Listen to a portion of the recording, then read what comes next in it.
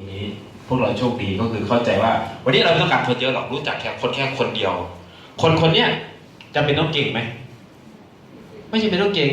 ขอให้มีความกระตือรือร้นว่าอยากทำธุรกิจอยากเปลี่ยนแปลงชีวิตเขาเชื่อคนให้เราได้แล้วก็จับคนต่อแค่นั้นขอให้เรามีองค์ความรู้แล้วเข้าใจทฤษฎีทั้งหมดแล้วเลือกใช้ทฤษฎีไหนก่อนหลังก็ได้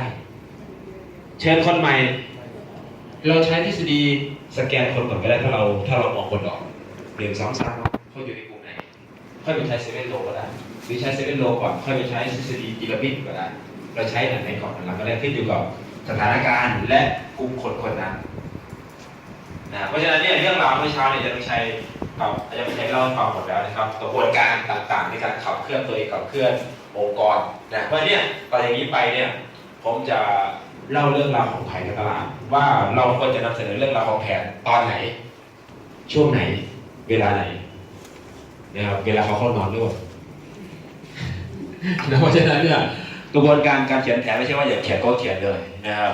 ต้องดูว่าเขาต้องการรู้ไหมแล้วมันถึงช่วงเวลาหรือยังนะกระบวนการเขียนแผนเนี่ยวันนี้ก็คือจะให้เรารับรู้ถึงกระบวนการเขียนแผนหลังจากที่เรา S1 มาแล้วก็มาหลัง S2 เขียนแผนจำได้ไหมที่อาจารย์ชัยบอกเมื่อกี้มีกี่รอบครับกี่ครั้งหลังจากกี่ครั้ง6เลยเหรอ6อันแรกเป็นไงนะลองเช็คก่อนจะได้เข้ากระบวนการเขียนแผนมา S1 เขียนไหมยังไม่ต้องเขียนก็ได้ถ้าเกิดว่าเราเปิดประเด็นที่สินค้าเขาคือผู้บริโภคพอมา S2 เสร็จบรรยาย OP เสร็จมีปุ๋ยมียามาบรรยายเสร็จปุ๊บเขียนแผนไหมนี่คือคำที่1นะครับหลังจากนั้นพอเข้ากระบวนการ S3 จบ S3 เสร็จเขียนแผนไหมครั้งที่ S3 เสร็จมาต่อ S4 เขียนแผนไหมครั้งที่3เสร็จS5 ที่มาเรียน S5 เสร็จปุ๊บเขียนแผนดีไหมครับเป็นครั้งที่เขียนแผนอยู่4ครั้งแต่ถ้าเกิดว่ามา S3 ก็ปิด15เลยต้องเคลียร์อีกไหมครับเคลียร์ไหมไม่ต้องแล้วจะเคลียร์ทำไมทีนี้ก็ต้องมาเคลียร์กระบวนการว่าหลังจากนี้เจ้า15โกแล้วเนี่ยจะทำยังไงต่อนะเห็นไหมมันต้องเคลียร์เรื่องอื่นไปแล้วก็คือเคลียร์กระบวนการว่าเจ้าจะชวนคนยังไงสร้างคนยังไงก็ใช้ทฤษฎีบอกทฤษฎี7 โลการที่เรียนทฤษฎี7 โลเนี่ยเจ้าต้องเข้าเรียนคอร์สไหนครับขั้น P แต่การที่เรียนขั้น P ได้มันต้องขาดคอร์สอะไรบ้างก็พาเขาทำ P1 P2 P3 P4 P5 ต่อไปที่จะได้เรียนทฤษฎีพวกนี้ถ้าไม่ได้เรียนก็ไม่ผ่าน5 ทีก็จะไม่ได้เรียนกระบวนการนี้แล้วก็คือกระบวนการนี้มันเป็นทฤษฎีของท่านประธาน7 โลของท่านประธานจะไม่ได้เรียนนะครับจะรู้เฉพาะพวกเราเพราะเนี่ยหน้าที่ใครครับจะทำให้เขาขึ้นมาถึงตรงนี้ได้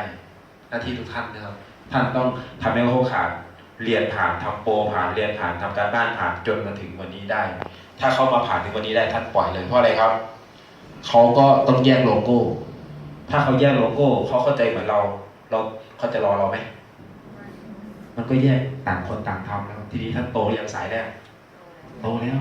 ทำแบบเดิมๆซ้ำๆ2 สายท่านก็แพ้10แล้ววันละพันวันละ15,000เป็นเรื่องง่าย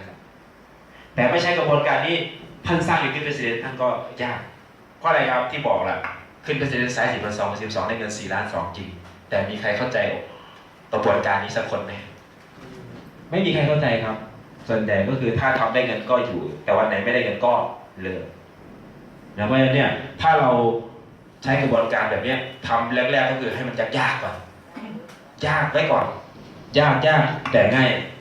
ตอนปลายง่ายยากตอนแรกแต่สบายตอนปลาย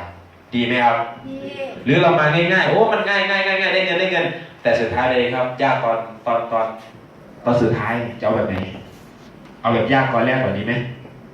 ดีใช่ไหมครับนะเพราะฉะนั้นเนี่ยทีนี้เรารู้แล้วว่าเราจะสอนเขียนแผนเนี่ยก็คือให้ความรู้เขาเนี่ยหรือว่าทิชชิ่งเนี่ยเรื่องแผนการตลาดเนี่ยตอนไหนครับตอนที่จบ OPP แล้วใช่ไหมเราจะทำไมต้องกระบวนการ OPP เพราะอะไรเวลาเขามานั่งฟังแล้วเนี่ย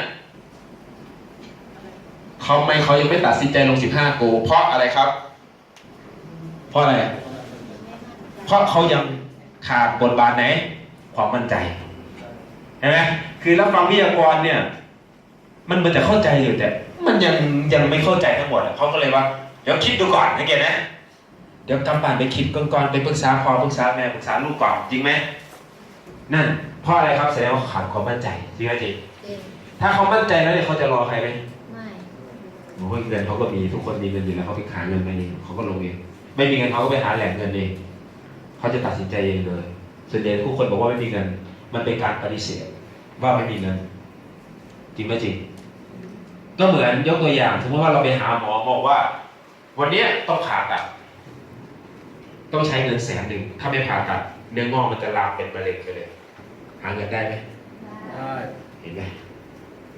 ทำไมอ่ะ ว่าตายเพราะเนี่ยทำให้เขาเข้าใจแล้วเห็นอนาคตเขาเห็นอนาคตยังไงเขาก็เชื่อมั่นแล้วเขาก็ตัดสินใจอย่างแน่นอน15เป็นเรื่องเล็กของทุกคนไม่มีเงินอย่าคิดแทนเขา